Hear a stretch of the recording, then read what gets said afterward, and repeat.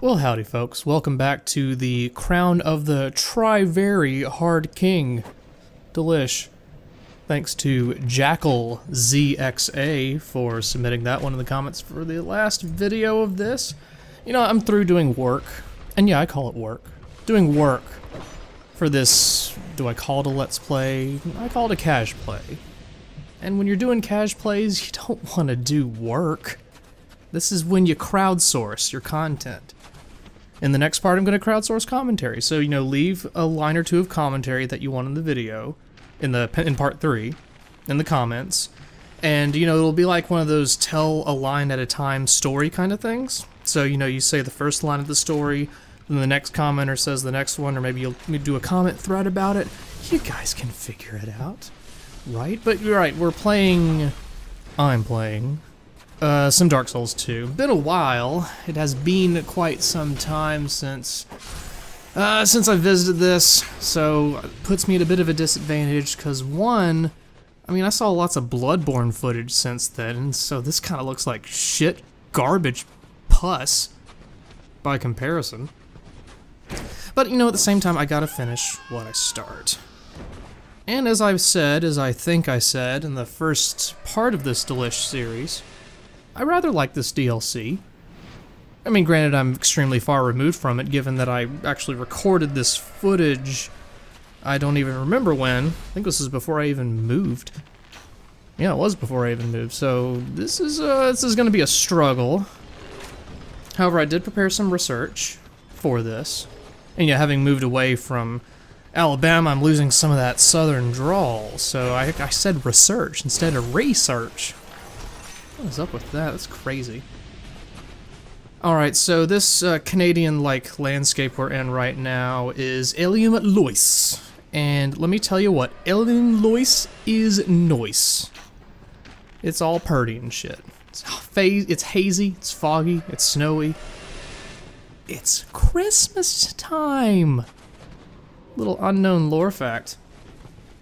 Well, I decided to pull up some lore that, because I don't really remember the circumstances behind any of this. Granted, the Delish doesn't tell you too much about, well, I mean, you have to go looking for it and read stuff, obviously. But you probably won't know just offhand coming in here and looking around. It's not like these messages have easy breezy lore on them. So, before I do that, though, you do get some treasure over here, as I remember, thanks to these messages. And that treasure is... I'm putting myself in suspense because I don't even remember what this treasure is. Ah, yes, the Ring of the Embedded.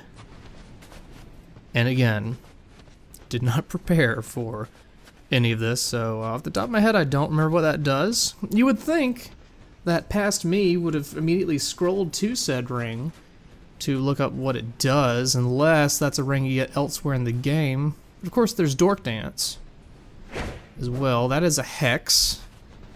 That... is it like a Chaos Storm of Darkness? Is it like a Circle of Dark shit, like that similar fire spell? And the other thing, I'm very confident. Better late than never. So you gotta get a lot of stat boosts, but your defense goes down. I've never been a fan of the trade-off type rings, where you sacrifice one stat to make another excel more. To make another one Microsoft excel more. That's just my nature, though. I feel like I'm a bad RPG player, because to some degree I feel like that sort of philosophy, well, makes the game a more boring experience overall. When you're a little too conservative with your stuff. It's the same kind of thing where, you know, in old Final Fantasy games, I'd hoard all the elixirs and mega elixirs, but then I'd never actually use them, even on the final boss. It's like, what's the point? Why did I hoard up all those items in the first place? Is it because... maybe it's the fault of the designers. Maybe they didn't make the game difficult enough to need those elixirs. Kind of like a Dead Space kind of philosophy, where, you know, that would be a good RPG where you have you have very limited inventory, but you gotta use it at times. Like, the game forces you to be smart about the items that you use in that Dead Space kind of way. Yeah. But maybe there is a game out there like that. I haven't played video games in a long time anyway. I'm full of shit, quite frankly. But let's talk about the lore of this place a little bit. Eliam Luis. Now, the story sounds familiar. It's your classic fairy tale story of, you have this northern kingdom that was ruled by a king. He was called the Ivory King. Now, granted, spoiler alert, later on, this king is called the Burnt Ivory King for, you know, lore reasons that will become rather obvious. But in the interest of keeping this Delish DLC under the Diabetus brand, I will be referring to him as the Blunt Ivory King from now on. So I hope you're all ready for that. Please, please only refer to him as that when you talk about this video as well, for the like 3 or 4 of you who comment on my videos. So this area over here, it's important to clear out.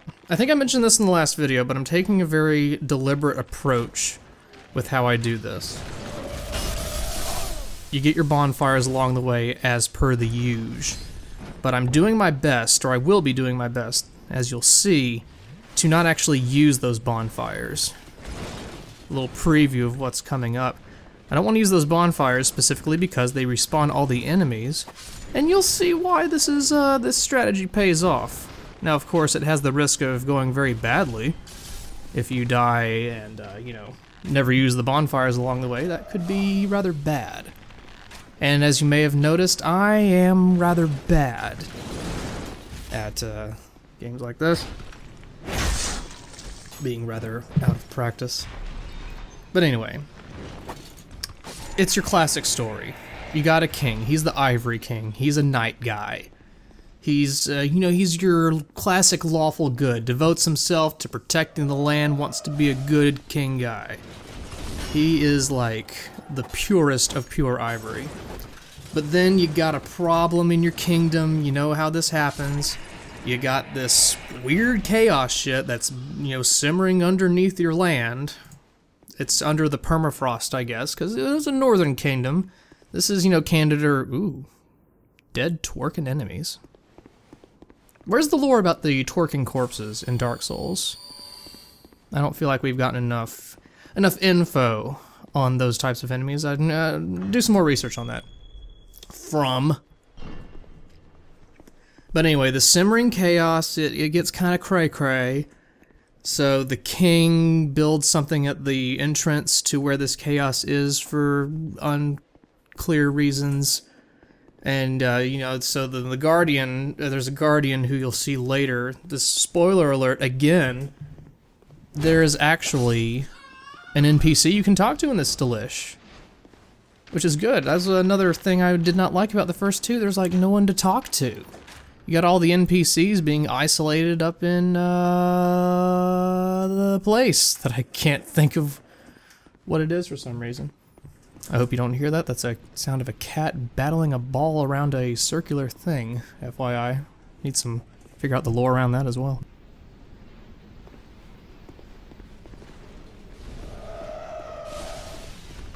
But in case, you have a guardian. She's praying to the chaos to keep it from getting too chaotic.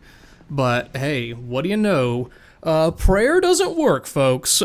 They should have told them that. Hashtag atheism. So, the chaos, you know, encroaches on the kingdom. You got some knights, some golems. You'll see some knights and well, you've been seeing knights throughout this. They got all, you know, frozenly chaotic about it. Couldn't handle it. And that's why they became icy weirdos.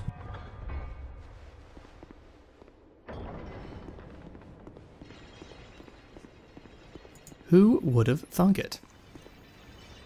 So that's the, I guess, the short version of how Eliam Luis became not so nice and became a place devoured by chaos. As many kingdoms in this place are real estate, location, location, location, people. I mean, shit just ain't working out. So note, frozen treasure chests. FYI. If something's frozen, it follows that perhaps there is a way to unfrozen it. Perhaps there's a way for the ice to let it go and melt. Do you want to build a snowman? No, because you want to be melting the ice. And other Disney song titles. So it is a bit of a struggle to think of some intriguing things to say in this earlier part, because, you know, you're kind of just getting a lay of the land. You know, you had that intro boss, who is not really an intro boss, but you can turn it into an intro boss, which is pretty cool. And I did find out someone mentioned that you can actually beat off the invisible version of Ava. And what if, when you fought Ava, it played ABBA songs for the boss thing? I mean, you can hire me. I'm free. I'm free for work. I don't work for free, but I'm free for work. ABBA songs for the Ava boss fight. Think about it. And then you can dress as like a sorceress kind of character who has the spear, and then you can be the dancing queen. Huh? Growing up, my parents had the same ABBA CD greatest hits playing in the car, so, you know, this was before the days of XM radio and whatnot, so that same CD would loop over and over and over again, so I have this innate knowledge of ABBA music that I can never, ever get rid of. So thanks, Southern parents. A very random CD. I mean, other than that, it was like Civil War movie soundtracks that I would hear in the family car. That and ABBA. Little fun fact about Baby Beatus. So there's an invisible ladder there that you may have noticed. It actually becomes a visible ladder when you melt the ice, but you can go ahead and circumvent that and get this splintering lightning spear. So the splintering lightning spear is like a spear. Your Solaire style lightning spears, but it kind of creates a portal of lightning up above that rains down chaotic lightning and shit. Everything's chaos in Dark Souls. And here's Dork Dance. You read it. You don't need me to read it to you. It's fine. So at this point, you can scale back down in the tower and move on. Or no, I'm sorry, not this tower, but rather you want to go to the downstairs area. This is just a place with treasure. It's like a little fun little side quest you can do. And of course, you know, your great hero souls. If you want to pump up that soul memory, which as far as I know is still a thing, probably one of the most regrettable choices in Dark Souls, in my opinion. Who likes soul memory? It's gross. Soul memory is gross. But I digress. I hope in the Bloodborne they don't do. I mean, I still gotta get a PS4. Is that what you struggle with, folks? Do you get a console for one specific game you're interested in when you're not especially intrigued by other offerings on said system? I mean, I play Blu-rays on it. Rent some Redbox stuff.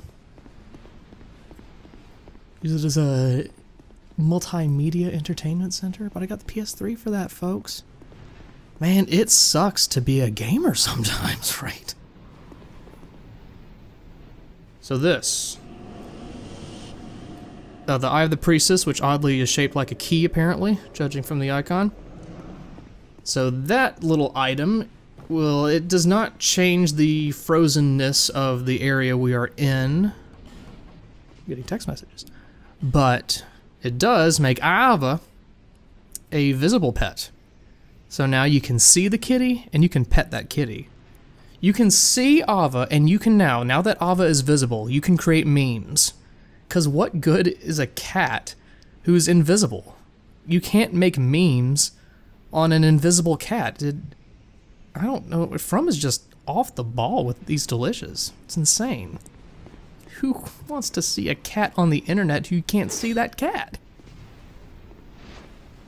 You don't see invisible Ava and be like, I want to pet that cat? No. Cat's invisible. You don't know if you want to pet that cat before you see that cat. Now you can see that cat. Figure out if you want to pet that cat. And spoiler alert, you don't really want to pet that cat. The Eye of the Priestess also makes these fellas visible. There was an earlier place, I believe, where you could be encountered by a couple of invisible bros. And they do have the potential to fuck your shit up. All nice and good and shit.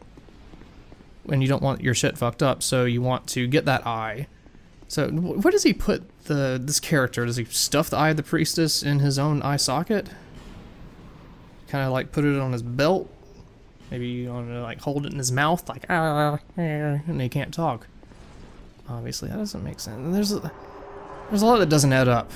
That's the issue with this game. The only issue. But bonfire checkpoint, tune in, and we'll get to the next bonfire checkpoint.